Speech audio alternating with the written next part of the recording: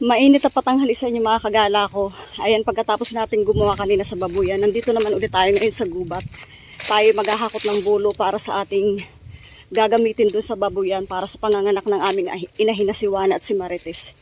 Hindi talaga kami naglalagay ng pagmatagalang harang doon para sa mga biik kasi gusto namin kapag naiwalay yung mga biik ay maaliwalas ulit yung pwesto ng aming mga inahin. Kaya mangunguha tayo dito ng mga bulo at kami naman ay nagpaalam na sa may-ari.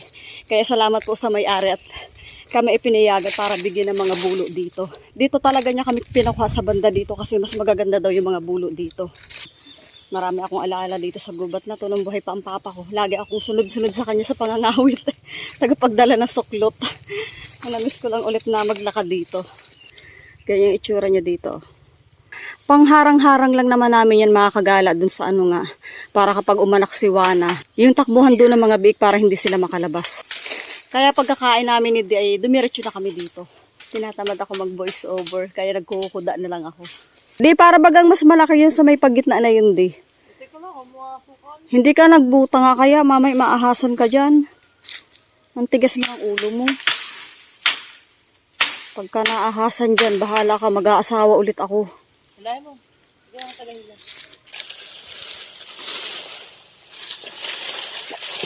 Pwede pa yun yata, di.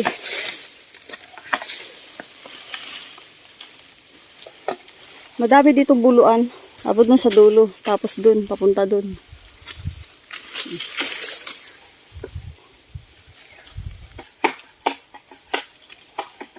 Kaya lang pagdating sa mga ganito talagang mag-iingat ka. Makiramdam ka lang magaling kasi nga maraming ahas pagdating sa mga ganitong lugar. At dahil nga malamig yung pwesto. Kaya madalas nandito yung mga ahas.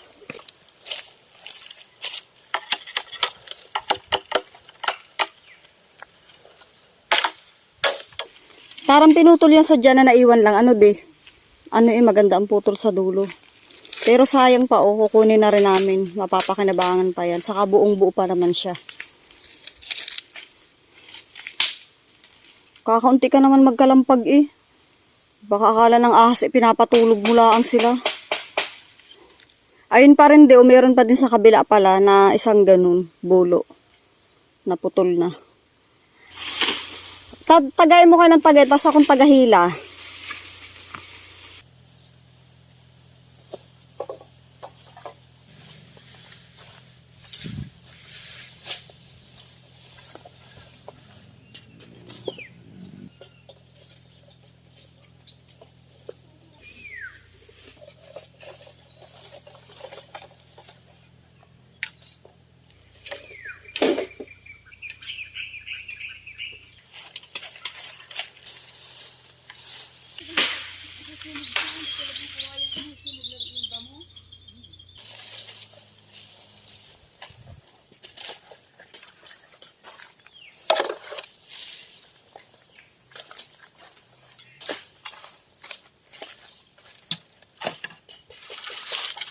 Hindi pa baga napuputol to.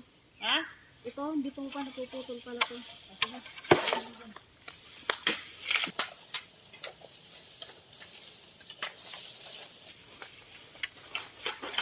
Wala, may biguti pa naman. Ha? May biguti pa oh.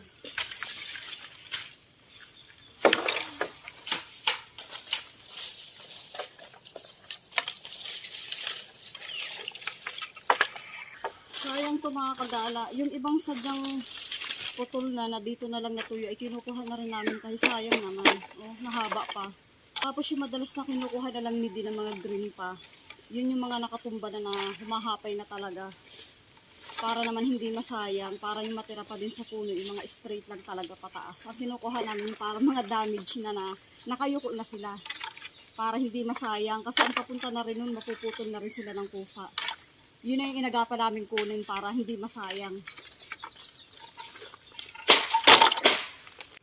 Yeah, nakailang hila na rin ako. Tapos yung iba nga dyan ay hindi na namin pinutol. Kusa na lang namin nasimut din sa mga puno.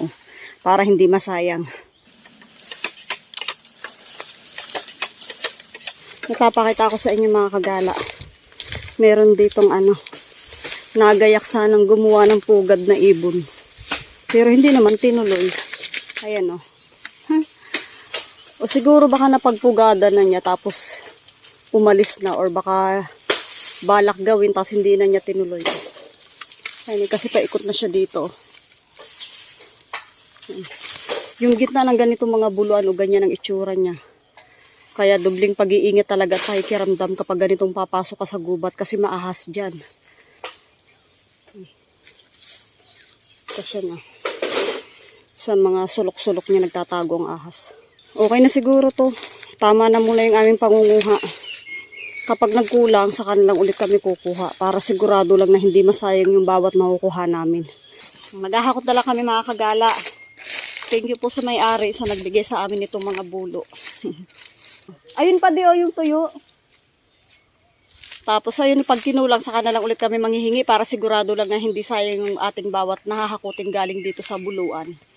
Ay, ipatong mo ito pala. Tama na.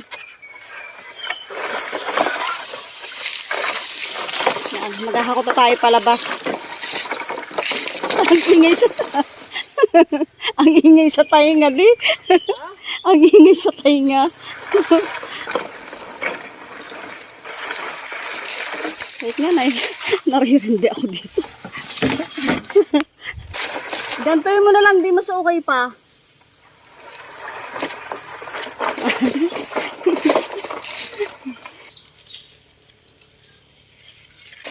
Hahakutin lang natin ito dito sa may pababa, sa may paradahan ng aming motor.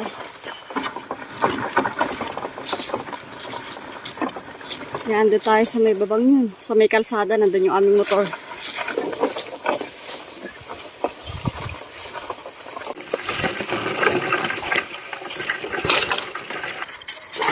Ay.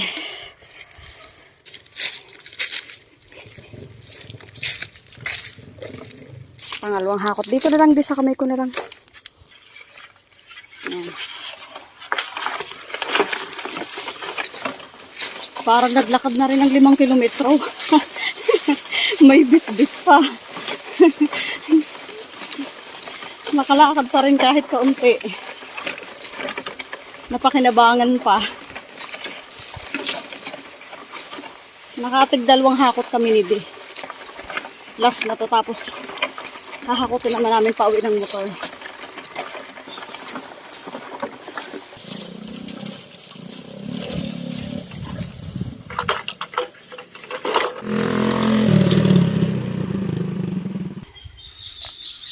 Iyan mo daw, pauwi ng ano. Bulo. Auto-wait. Wait lang.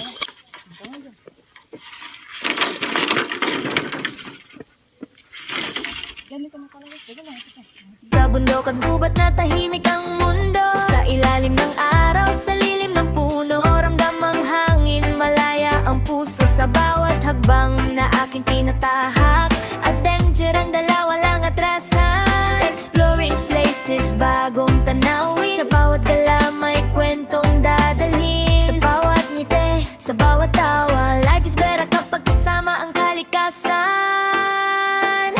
Laging gala, tara na't gumala. Falls hunting, nature trip, saya. Sa bundok, dagat o ilog na malinaw. Sa bawat lakad, stress ay nawawala. Laging gala, sama ka na. Pag-explore ay walang sawa. Sa bawat gala, may bagong alaala. Oh, oh, oh, buhay ay masaya. Pauwi na kami. Maglalakad-lakad na lang ako kasi hindi kami pwedeng mag-angkas sa motor at medyo delikado. Para medyo umaambon. Kaya babalikan na lang ako ni Di. Ayun lang mga kagala, dito lang natatapos ang aking video para sa ating pangunguha ng bulo para sa ating babuyan. Ingat kayo palagi mga kagala ko. Maraming salamat sa inyong panonood. Bye!